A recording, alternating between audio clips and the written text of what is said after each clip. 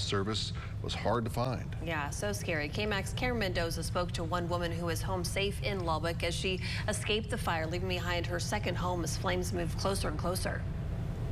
Yeah, Brian and Lauren, Susie Moss told us this afternoon as she was trying to leave town last night, she didn't know if she'd make it out. The crisp air, which is one of her favorite things about Ruidoso, was now filled with smoke, forcing her to evacuate.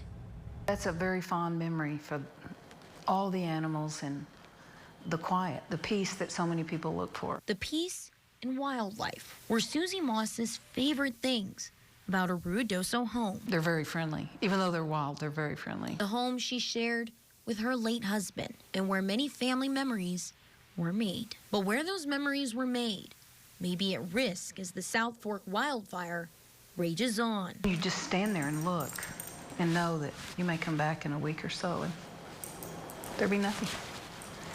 There could be absolutely nothing. Susie received an emergency alert Monday night and knew she had to move quickly. I had things ready, but having 2 dogs and, grabbing what you want to take with you and seeing the smoke come around you and know that the fires were going from where I was around to the racetrack was pretty frightening.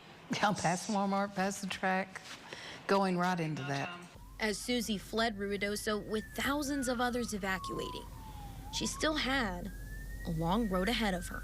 And I was in bumper-to-bumper traffic until about Brownfield. And I left at 6:15 and I got to Lubbock, Texas about 3:45 in the morning. It was rather frightening. It was very smoky, scary, knowing that your friends are there and everybody's trying to leave. Just a very frightening, sad experience. I hope I never have to go through again. And while Susie is able to escape the flames and the wildfire has steered clear of her home, her and her neighbors are still not out of the clear just yet. But she says there are others who are in need and will need to rebuild soon. So when that time comes, she encourages those to give and donate what you can to help.